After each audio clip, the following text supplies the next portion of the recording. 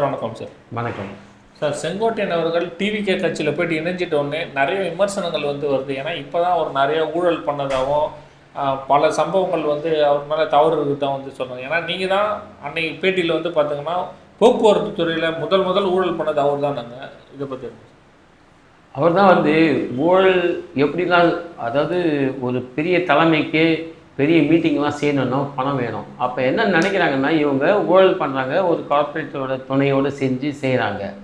அதுதான் அவர் முதல்ல செஞ்சது. அவர் தான் இன்னும் கேட்டிங்கன்னா, ஜெயலலிதா அவர்களை தவறாக வழி நடத்திய ஒரு இதுக்கும் அவருக்கு ஒரு பெரும் பங்கு இருக்குது. ஏன்னா சசிகலா அவர்கள் அவங்க எப்பவுமே அந்த பணத்தின் மேலே ரொம்ப குறியாக இருந்ததுனால இவர் நிறைய எடுக்க போக, அப்போ இவர் என்னென்னா, இவரை பின்பற்றி தான் அந்த கண்ணப்பன் அவர்கள்லாம் பெரிய அதிக அளவில் கொள்ளையடித்து அந்த தலைமைக்கு நல்ல பேர் வாங்கிக்கிறாங்க. அதுதான் சார். இப்போ பார்த்தீங்கன்னா, நேற்று எடப்பாடி பழனிசாமி அவர்கள் அவர் தொகுதியிலே போயிட்டு அவருடைய விஷயங்கள்லாம் பேசினார். அது எப்படி சார்? அவர் உண்மையிலே அப்படி தானே அவர்? ஆமாம், அவர் சொன்னது எல்லாமே உண்மைதான். ஏன்னு கேட்டால், எடப்பாடி பழனிசாமி அவர்களை கொண்டு நம்ம செங்கோட்டையன் தான். ஆனால் அவர் பேசுனது எல்லாம் முழுக்க உண்மை தான். அதில் எந்த ஒரு இதுவும் இல்லை. அது உண்மையான சம்பவம் தான். அதை மக்கள் எப்படி ஏற்றுக்கொள்கிறார்கள்? அதுவும் இல்லாமல் அந்த கோபிச்செடி பாளையம் அந்த காஸ்ட் பேஸ் நிறைய இது இருக்குங்க. அதனால் நேற்று கூடிய அந்த கூட்டங்கள் எல்லாமே பார்க்கும்போது இவர் சொன்னதை அப்படியே உள்வாங்கிட்டாங்க அந்த மக்கள். சொல்லப்போனால் அவர் ஒரு பெரிய தோய்வான ஒரு நிலைமை தான் அரசியலில் செங்கோட்டையனுக்கு இருக்குன்னு நான் கணிக்கிறேன். சார், இப்போ செங்கோட்டையன் அவர்கள் பார்த்தோன்னா, இப்போது விஜய் அவர்களுடைய டிவிகே கட்சியில் இருக்காங்க. இப்போ பார்த்தோன்னா சிம்பிள்லாம் வர எலெக்ஷனில் வேறு மாதிரி தான் கொடுப்பாங்க. ஆனால் அங்கே இருக்கிற பெரும்பாலும் மக்கள் சூரியன் இரட்டலை அதுதான் தெரியும். இப்போ இது மாதிரி இருக்கும்போது அவருக்கு வெற்றி வாய்ப்பு இருக்குமா சார் செங்கோட்டையனுக்கு?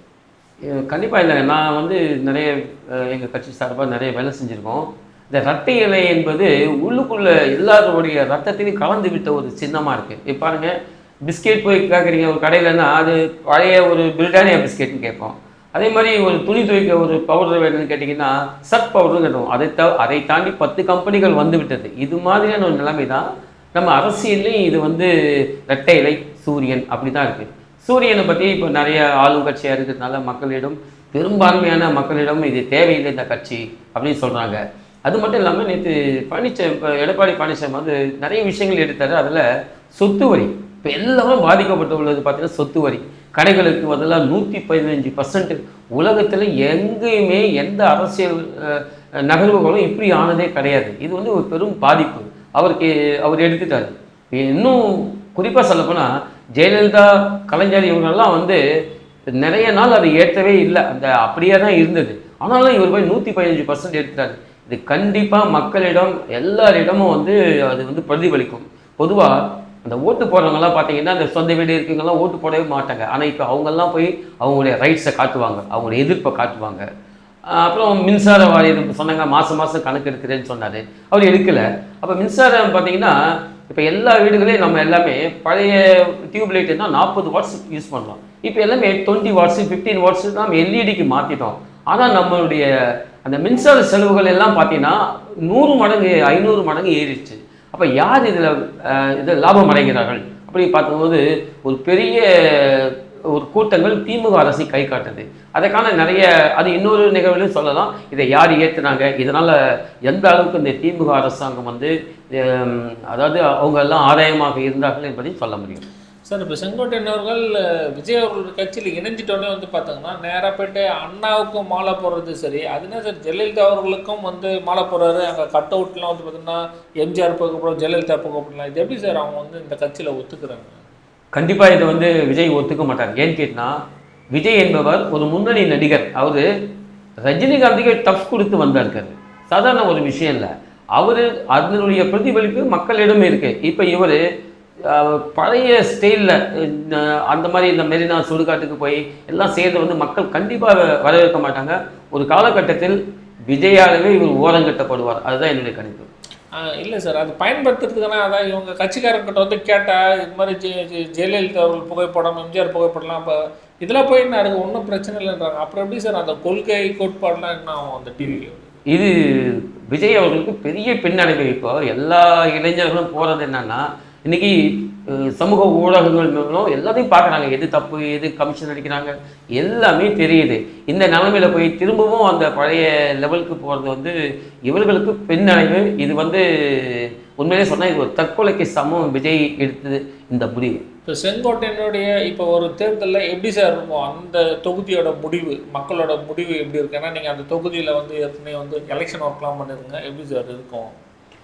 அந்த தொகுதியில் பார்த்தீங்கன்னா இரட்டை இலை என்பது எல்லாருடைய நெஞ்சிலும் குத்தப்பட்ட ஒரு சின்னமாக இருக்குது.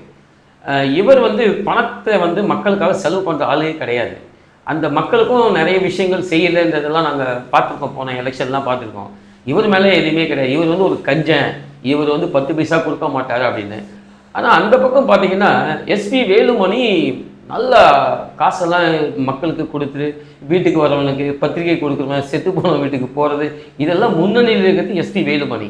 இப்போ எஸ்பி வேலுமணி வந்து ஒரு பெரிய அதிகார மையமாக, அதாவது ஒரு மக்களிடம் ஆதரவு பெற்ற ஒரு பெரிய தலைவராக இப்போ வந்தாச்சு. அது இவர் வந்து கண்டிப்பாக பீஸ் போன பல்பு, அதெல்லாம் நினச்சி தான் இவர் தன்னுடைய எதிர்காலத்தை வந்து கணக்கிட்டு விஜய் கூட போய் சேர்ந்தார். சார் இப்போ செங்கோட்டையன் மேலே வர விமர்சனங்களே என்ன அப்படின்னா, அவர் ஒரு கஞ்சன், எச்சக்கையில விட காக்கா ஓட்ட மாதிரி அப்படின்னா நிறைய, அது உண்மையாக தானே சார்? அது அவர் அவ்வளோ பெரிய பதவியெல்லாம் இருந்திருக்காரு, இது மாதிரியே ரொம்ப கஞ்சத்தனமாக இருப்பார் சார். ஆமாம், அது உண்மைதாங்க. அவர் வந்து நிறைய இப்போ கேட்டிங்கன்னா நிறைய கொள்ளையடித்தார். ஆனால் அந்த கொள்ளையடிச்சதெல்லாம் பார்த்தா தன்னுடைய உதவியாளர்கள் அப்புறம் மற்ற இருந்தவங்க அவங்க பேரெல்லாம் ஆயிரம் கோடி கணக்கில் வச்சுருக்காரு. அப்போ இவர் இதெல்லாம் மக்களுக்கு தெரியுது. ஆனால் இவர் வந்து ஒரு கல்யாணத்துக்கு போக மாட்டார், போனால் ஒரு மொழி கவர் கொடுக்க மாட்டார், ஒரு எங்கேயும் ஒரு இதெல்லாம் போக மாட்டார், எல்லா இடத்துக்கும் போவார். மக்களுக்கு ஒரு கல்யாணத்துக்கு போகிறோன்னா ஒரு 500 ரூபா கொடுத்தா ஒரு ஏழைக்கு ஒரு பெரிய விஷயம். அதனால் அவர் மேலே வந்து ஒரு நல்ல விஷயமே கிடையாது. இது வரைக்கும் ஓடினது ஜெயலலிதா அவர்களையும் அந்த ரெட்டையிலையும் வச்சு தான் காலத்தை ஓட்டிட்டார். இனிமேல் அந்த வண்டி வந்து ஓடாதுன்னு தெரிஞ்சு இங்கே போயிட்டார். இது வரைக்கும் வந்து பார்த்தோம்னா ஒரு தேவர் ஜெயந்திக்கு இது நாள் வரைக்கும் அவர் போனதே இல்லை. திடீர்னு வந்து போன உடனே இது மாதிரியான முடிவுகள், அது எப்படி சார் அபசகனம் மாதிரி இருக்கா? எப்படி? கண்டிப்பாக பார்த்தீங்கன்னா மற்றவங்க போனார், டிடிவி போனார், சசிகலா போனாங்க, அவங்களாம் அந்த சமூகத்தை சேர்ந்தவர்கள். இவர் ஒரு நாள் கூட போனது கிடையாது. அந்த இருக்கிற சின்ன இடங்களில் கூட மாலை மரியாதை தேவரையாவுக்கு மரியாதை செலுத்தின ஆள் கிடையாது. ஆனால் இது வந்து போனீங்கன்னா என்னென்னா எடப்பாடி அவர்களை ஒரு தனிமைப்படுத்த வேண்டும், இந்த சமூகத்திலிருந்து தனிமைப்படுத்த வேண்டும் அப்படின்ற ஒரே குறிக்கோள் தான். ஆனால் அந்த சமூகத்துக்கு வந்து அடையாளம் கொடுத்தவர் நம்ம ஜெயலலிதா என்பது மறுக்க முடியாது. ஏன்னா தேவரையாவுக்கு வந்து 20 கிலோவில் ஏதோ அந்த இதெல்லாம் கொடுத்தாங்க, அதெல்லாம் நான் பேப்பரில் பார்த்துருக்கேன், அது எனக்கு தெரியாது. ஆனால் எல்லோரும் மக்களுக்கே தெரியும் 20 கிலோ தங்கத்தில் ஐயாவுக்கு வந்து கவசம் எல்லாம் கொடுத்ததாக நான் பார்த்துருக்கேன். ஸோ அந்த சமூகத்துக்கு பார்த்தீங்கன்னா அதிமுக தான் கொடுத்து அப்படி தான் போகிறாங்களே தவிர ஓபிஎஸ் இருக்காரு, ஜெயலலிதா சசிகலா இருக்காங்க, அந்த மாதிரிலாம் பார்க்க மாட்டாங்க, டிடிவி இருக்காங்க, அந்த மாதிரி பார்க்க மாட்டாங்க. ஆனால் உண்மையிலே அதிகமாக பண்ணுறது ஜெயலலிதா தான். அப்போ ஜெயலலிதா வந்து இவர் கொண்டு போகிறாரு அம்மான்னு சொல்லிட்டு, யார் எடப்பாடி இன்னும் அது இரட்டையிலை இருக்க வரைக்கும் அவர் தான் வெற்றி வீரராக இருப்பார், நான் கணிக்கிறேன். சார் இப்போ தருமபுரி மாவட்டம் வாச்சாத்தி சம்பவம் வந்து பார்த்தோம்னா இப்போ சமீபத்திலாம் வந்து தீர்ப்பு வந்துச்சு, அது எல்லாருமே வந்து குற்றவாளின்னு சொல்லிட்டு வந்து போலீஸ் எல்லாருக்கும் வந்து கொடுத்தாங்க. ஆனால் இவருக்கும் அதில் தொடர்பு இருக்குது அப்படின்னு சொல்லிட்டு இப்போ தான் ரீசனாக வந்து வருது. அது உங்களுக்கு தெரிஞ்சு என்ன சார்?